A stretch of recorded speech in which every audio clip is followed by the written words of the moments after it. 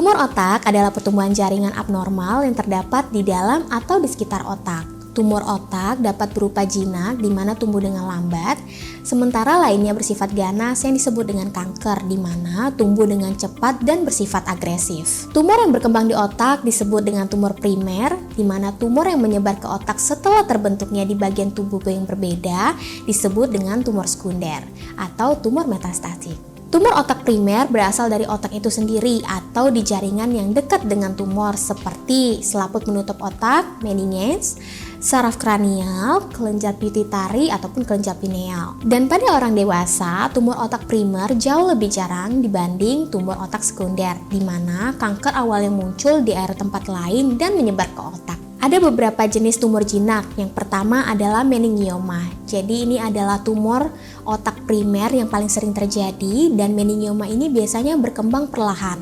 Mereka itu terbentuknya di meninges atau lapisan jaringan pelindung otak. Yang kedua adalah neuroma akustik. Tumor ini terjadi pada saraf vestibular, di mana neuroma akustik ini juga disebut dengan schwannoma vestibular.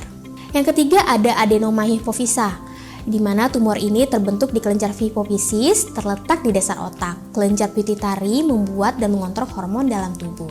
Dan untuk tumor ganas, itu yang pertama ada glioma, di mana tumor ini berkembang di sel glia yang mengelilingi atau membantu sel saraf. Glioma ini tidak selalu ganas, namun sebagian besar jenisnya termasuk ganas yang sering disebut dengan glioblastoma multiforme atau GBM. Yang kedua adalah medulloblastoma, di mana tumor ini tumbuh dengan sangat cepat dan terbentuknya di dasar tengkorak. Ini adalah kanker otak yang paling sering terjadi pada anak-anak. Seluruh tumor itu memiliki grade dari 1 sampai 4, di mana 1 itu jinak dan 4 itu menandakan keganasan. Pada beberapa kasus, tumor jinak juga dapat berkembang menjadi ganas. Beberapa orang dengan tumor otak bisa tidak memiliki gejala, tetapi saat tumor otak itu tumbuh dan menekan saraf atau pembuluh darah sekitarnya, hal inilah yang dapat menyebabkan terjadinya gejala seperti sakit kepala, di mana ini merupakan gejala yang paling umum dan paling sering terjadi. Sakit kepala juga bersifat kronis progresif, artinya sakit yang dirasakan tidak pernah menghilang dan dapat membaik hanya sesaat setelah minum obat, kemudian semakin lama akan semakin berat.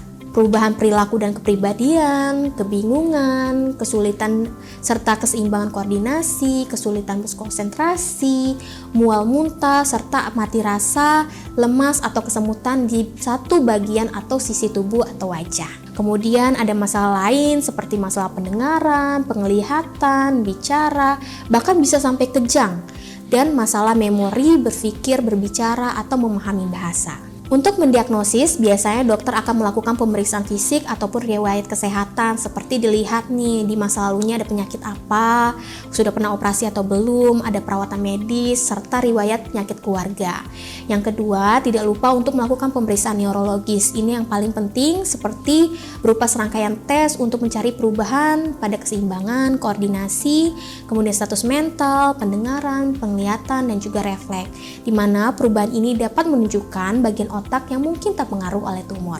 Selanjutnya bisa dilakukan tes darah, di mana ini untuk memeriksa penanda tumor atau zat yang tersekresi ke dalam darah oleh tumor yang berkaitan dengan jenis tumor tertentu. Yang terakhir bisa dilakukan tes pencitraan seperti CT scan, MRI, angiografi, dan juga pemindaian PET yang dimana dia bisa membantu menemukan tumor dan menemukan apakah tumor tersebut bersifat kanker atau jinak. Bagian lain dari tubuh seperti paru-paru, usus, payudara juga dapat diperiksa jika dicurigai ini adalah suatu proses metastase. Untuk pengobatan bisa dilakukan namanya pembedahan, di mana pembedahan ini merupakan terapi utama terutama pada tumor jinak yang berukuran lebih besar dan terletak di permukaan.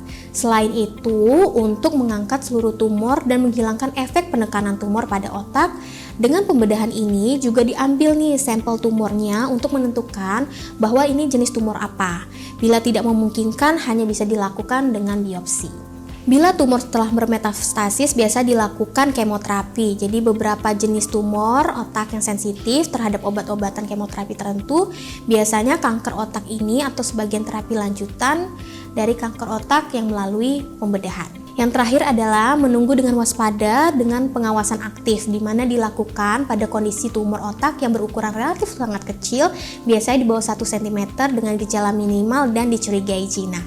Untuk mencegahnya bisa dilakukan dengan pola hidup sehat, hindari zat-zat karsinogenik terutama paparan sinar X, dan waspada untuk melakukan deteksi dini jika ada riwayat anggota keluarga yang mengidap tumor otak, terutama jika memiliki gejala klinis.